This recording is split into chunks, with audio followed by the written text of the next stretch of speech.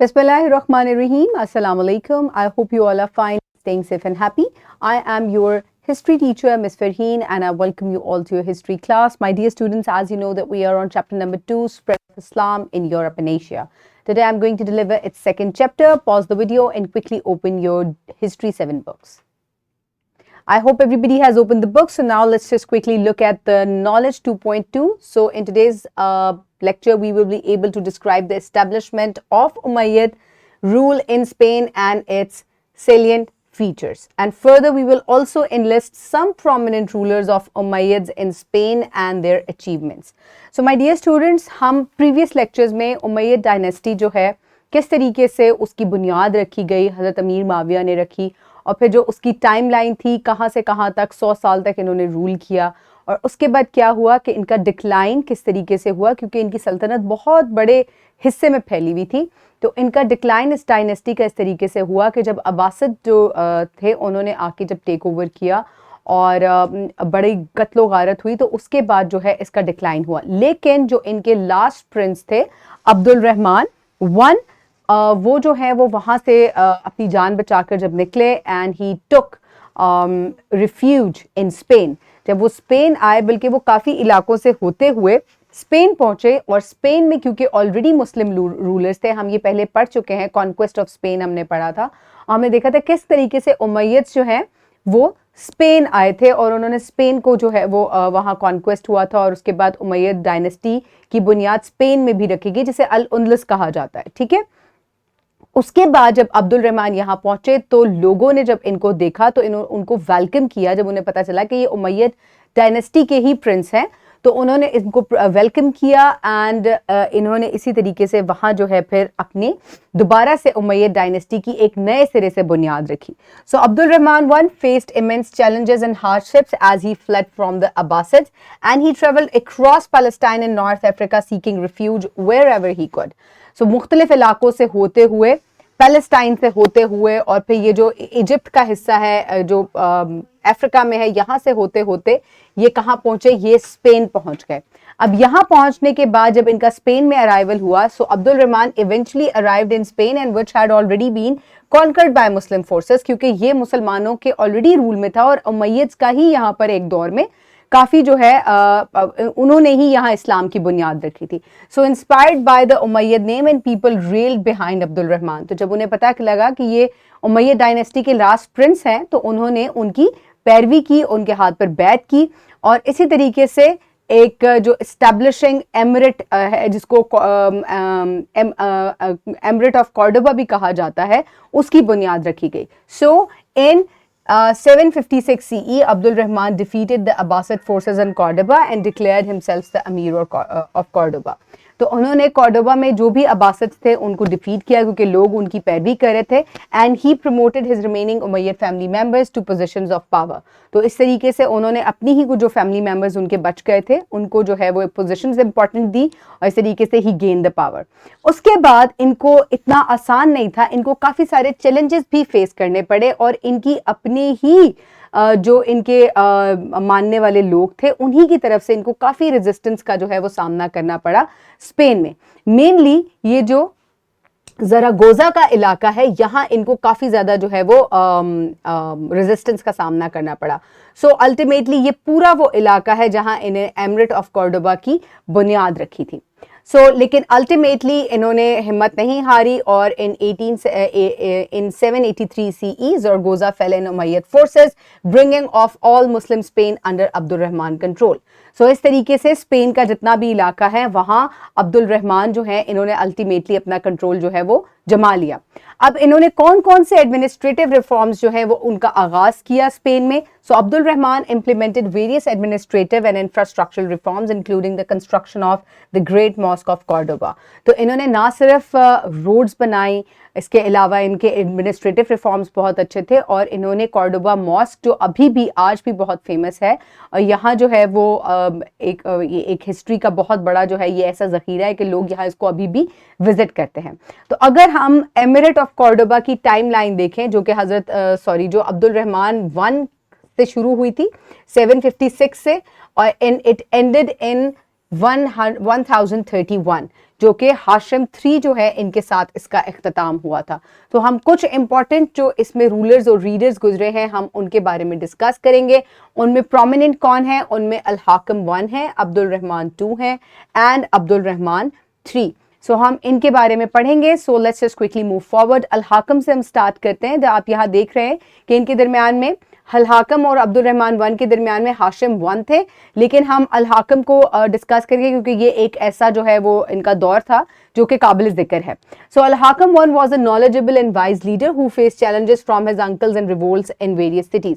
ये एक नॉलेजेबल और अच्छे समझदार लीडर थे, और लेकिन फिर भी इनको जो इनके फैमिली मेंबर्स, उनके कुछ अंकल्स हैं, उनकी तरफ से काफ़ी सीरियस रिवोल्ट्स का सामना करना पड़ रहा था। लेकिन इन्होंने क्या किया, जब उन्होंने इनके अगेंस्ट जो इनके अंकल्स थे अब्दुल्ला एंड सुलेमान, इन्होंने इनके अगेंस्ट जब रिबेल किया मोरक्को में, तो अब्दुल रहमान जो है इन्होंने पहले सी क्रॉस किया, जाके इन्होंने वेलेंशिया का सिटी जो है, जो कि अब्दुल्ला ने जो है वो इन्होंने कैप्चर कर लिया था। आकर मैं भी आपको मैप में भी दिखाती हूँ। ये देखें, ये वेलेंशिया का सिटी है। तो मोरक्को से ट्रेवल करते हुए, मोरक्को यहाँ नीचे है, यहाँ से ट्रेवल करते हुए दोनों अंकल्स जो हैं वो यहाँ पर पहुंचे और उन्होंने आके ये सिटी जो है इसको कैप्चर कर लिया। लेकिन जो हाकिम था, अल हाकिम था, ये काफ़ी जो है वाइज लीडर था। तो इसने क्या किया, अपने दोनों जो अंकल्स हैं उनके साथ जो है वो फोर्सेस ज्वाइन की और दोनों को डिफीट की, और डिफीट करने के बाद जो इनके एक अंकल हैं उनकी ड्यूरिंग द बैटल डेथ हो गई, और दूसरे जो हैं उन्होंने माफ़ी मांग ली और इन्होंने उनको माफ़ कर दिया। So in year 797 CE, the people of Toledo rose up in rebellion. So इनको अगर आप इनका दौर देखें तो अल हाकिम के दौर में बहुत सारे रिबेलियंस और रिवोल्ट्स हुए थे, अपराइजिंग बहुत ज़्यादा थी, लेकिन ये उसको फिर भी बड़ी समझदारी से उसको सप्रेस कर देते थे। So the Al Hakim's governor Amir bin Yusuf swiftly and harshly crushed the uprising. Similarly, there was a revolt among the residents of Cordoba, but it was also suppressed. So during this time, the French took advantage of Al Hakim's distractions and started encroaching on the Islamic territories. अब आप देखें कि अपनी ही territory में से, अगर आप ये मैप देखें तो मुख्तलिफ एरियाज में से इनको किस चीज़ का सामना करना पड़ रहा है? इनको बहुत सारी अपराइजिंग्स का और रिवोल्ट्स का सामना करना पड़ रहा है। आप देख सकते हैं कि यहाँ वेलेंशिया में पहले उनके अपने ही खानदान से रिवोल्ट हुआ, फिर टोलेडो में शुरू हो गया। तो इसका जो है वो फ्रेंच किंगडम ने फायदा उठाया और उन्होंने इनकी जो टेरिटरी है उसके अंदर इंक्रोच करना शुरू किया, यानी कि पेशकदमी शुरू की। तो जो किंग था Charlemagne of French supported al Hakim's enemies, और जितने भी अल हाकिम के विद इन या बाहर एनिमीज थे उसने इनको सपोर्ट करना शुरू कर दिया एनिमीज को। लेकिन al Hakim proved victorious against the Christians in multiple battles. Eventually king Charlemagne had no choice but to sign a peace treaty with al Hakim, acknowledging the strength and power of the Islamic rule in Spain.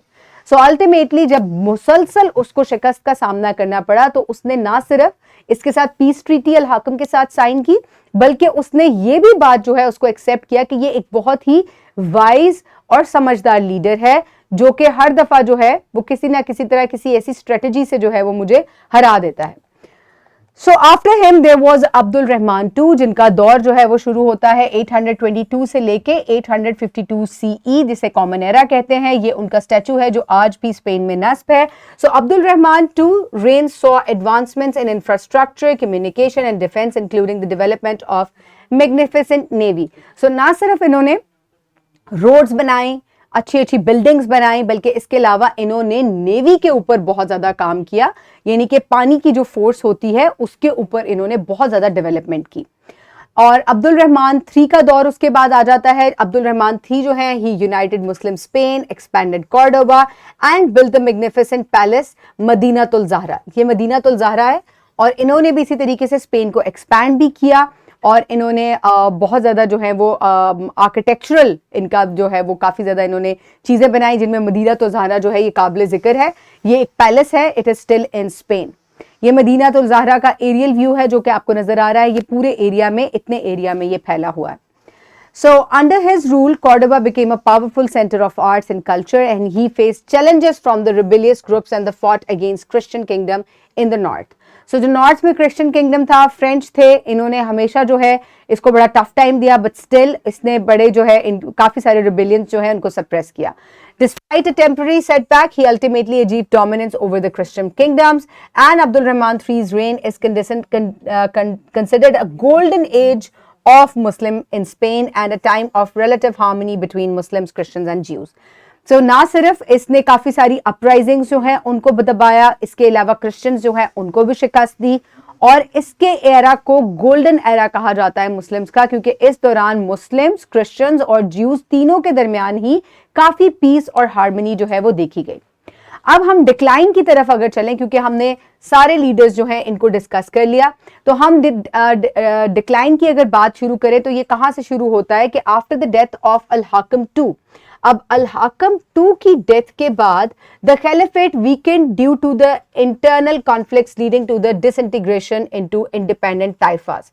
तो अब यहां अगर मैं आपको एक बात बताऊं तो आप देख रहे हैं कि स्पेन में जब ये आकर सेटल हुए अब्दुल रहमान वन जो थे, तो आपको कॉन्स्टेंटली एक चीज नजर आ रही है कि कहां से क्रिश्चियंस तो अगेंस्ट थे ही, जो कि बाहर की टेरिटरीज में से थे, लेकिन इंटरनल भी काफी ज्यादा जो है वो आप इनको रिवोल्ट्स का और अपराइजिंग्स का जो है वो सामना करना पड़ रहा था. तो अल हाकम टू की डेथ के बाद जो है वो क्या हुआ कि इनको जो स्पेन का इलाका या जो एमिरेट ऑफ कॉर्डोबा है, ये मुख्तलिफ छोटे छोटे ताइफाज यानी कि हिस्सों में तकसीम हो गया, और इस तरीके से हर हिस्से का जो है वो अलग एक जो है लीडर बन गया. तो जब आप डिवाइड हो जाते हैं तो आप क्या हो जाते हैं, आप वीक हो जाते हैं. तो ये जो एक सल्तनत थी ये इस तरीके से वीक होना शुरू हो गई, और इसी तरीके से इनका एंड जो है वो स्टार्ट हुआ. So the Umayyad dynasty in Spain begin to decline after the death of Al Hakam two in 976, and Hashim II, Al Hakam's young son, was named successor, but Al Mansur ibn Abi Amir held the real power. So ये मंसूर इब्ने अबी अमीर जो थे, ये जो हाकिम to था इसके army के कमांडर थे, और रियल पावर इनके हाथ में थी. ये तमाम जो हैं वो मंसूबे बनाते थे और उनको जो है वो प्रोग्रेस करवाते थे. So al Mansur invaded Morocco but face setbacks and retreated, and Al Mansur gain influence over Hisham two, marginalized him and consolidated his own rule. So इसने ना सिर्फ ये जो जनरल था इसने मोरक्को के ऊपर भी कब्जा करने की कोशिश की, लेकिन इसको बहुत सेटबैक हुआ, और इसके अलावा इसने हाशिम टू जो है, क्योंकि उसकी यंग था, उसको काफी मार्जिनलाइज किया, एक कोने में लगा दिया, क्योंकि उसकी कोई रियल पावर जो है ये प्रैक्टिस नहीं कर सका, और तमाम पावर जो है इन्होंने अपने हाथ में रखी. And Al Mansur son continue to hold power, but internal conflicts and revolts weaken the caliphate. और अल मंसूर के फिर जो आगे बेटे थे उन्होंने अपने हाथ में पावर ले ली, लेकिन जो पूरा ये एक कैलिफेट था, जो पूरा इलाका था, ये ऑलरेडी इंटरनल कॉन्फ्लिक्ट से बहुत ज्यादा वीक हो चुका था. अब इसका एंड किस तरीके से हुआ? The title of caliph became symbolic, losing real authority, क्योंकि मुख्तलिफ हिस्सों में ये डिवाइड हो गए थे. So the death of Abdul Rahman Sanchuelo in 1009 led to the further chaos with rival factions claiming the caliphate. और इसी तरीके से जो अब्दुल रहमान संचोलियो हैं, इनके जब डेथ हुई तो उसके बाद जो है वो काफी ज्यादा केओस हुआ, और काफी ज्यादा जो कैलिफेट है ये फर्दर जो है ये डिवाइड होता गया, और इस तरीके से इंडिपेंडेंट किंगडम मर्ज हो गए और ये वीक हो गया. And the last Cordoban caliph was Hisham III, and in 1031 the caliphate disintegrated into several taifas, छोटी छोटी स्टेट्स के अंदर ये डिवाइड हो गया. And in 1492 the last Muslim kingdom of Granada fell into the Christians, marking the end of the centuries old Muslim rule in Spain. और उसके बाद जब ये इतने छोटे छोटे हिस्सों में हो गया, आहिस्ता आहिस्ता तमाम हिस्से जो हैं वो क्रिश्चियंस जो हैं उनको फ्रेंच और जो दूसरी क्रिश्चियन एरियाज में थे उन्होंने इसको कॉन्कर करना शुरू किया. आखिरी हिस्सा ये सिर्फ साउथ में एक स्पेन का रह गया था, जिसको किंगडम ऑफ ग्रेनाडा कहा जाता था, क्योंकि ये छोटे छोटे ताइफाज में डिवाइड हो गया था. और उसके बाद 1492 में ये भी वो आखिरी हिस्सा था स्पेन का या एमिरेट ऑफ कॉर्डोबा का, जो कि क्रिश्चियंस ने इसको भी कॉन्कर कर लिया, और इस तरीके से स्पेन में मुस्लिम रूल का इख्तिताम हो गया. सो उसके बाद हम लास्ट चीज जो है वो है अल हम्ब्रा पैलेस. सो ये अल हम्ब्रा पैलेस जो है ये फोर्ट्रेस कॉम्प्लेक्स है ग्रेनाडा स्पेन में, and it's one of the most famous monuments of Islamic architecture and includes example of Spanish Renaissance architecture. So the construction started in 1238 by Muhammad ibn al-Ahmar, the first Nasrid Amir and founder of the Emirate Granada, the last Muslim state in Al-Andalus. So क्योंकि emirate of Grenada जो है ये Spain में आखिरी मुस्लिम state रह गई थी और इसके जो अमीर थे उन्होंने ये पैलेस बनवाया था, तो इस तरीके से हम कह सकते हैं कि ये स्पेन में मुसलमानों की आखिरी जो है वो एक तरीके से निशानी थी और सबसे एंड में जो है ये बनाया गया, और ये अभी भी वाक़ई है वहां पर, और इसको आप अगर आखिरी निशानी कहें, ये आपके स्किल में भी मौजूद है तो ये गलत नहीं होगा. So for practice, you can download this worksheet from the description box below this video, or you can get it in print form by your teacher. Pause the video and quickly finish the worksheet. I hope everybody has finished the worksheet. For your homework, you will complete skill 2.3, जिसके बारे में मैं आपसे बात कर रही थी. Justify that Alhambra is the last evidence of Umayyad's glory in Spain. So choose the correct answer. आप MCQ 1 complete करेंगे. Further, you will also complete question number 2 and 3. That is short question from exercise number 2. So my dear students, आज हमने complete detail में पढ़ा कि Umayyad dynasty जो है किस तरीके से वो स्पेन में आए, स्पेन में आके दोबारा से इनका रिवाइवल हुआ, किस तरीके से एमिरेट ऑफ कॉर्डोबा बना. टाइमलाइन हमने पूरी रूलर्स की देखी और उसके बाद हमने इसका डिक्लाइन भी देखा कि किस तरीके से अपने ही अंदर फसादात होने की वजह से मुख्तलिफ छोटे छोटे हिस्सों में जब ये डिवाइड हुआ और आहिस्ता आहिस्ता तमाम जो क्रिश्चियंस हैं वो इनको ऑक्यूपाई और कॉन्कर करते रहे. I hope you have enjoyed today's lecture. Keep everybody around you safe. Have a good day. Thank you so much and Allah Hafiz.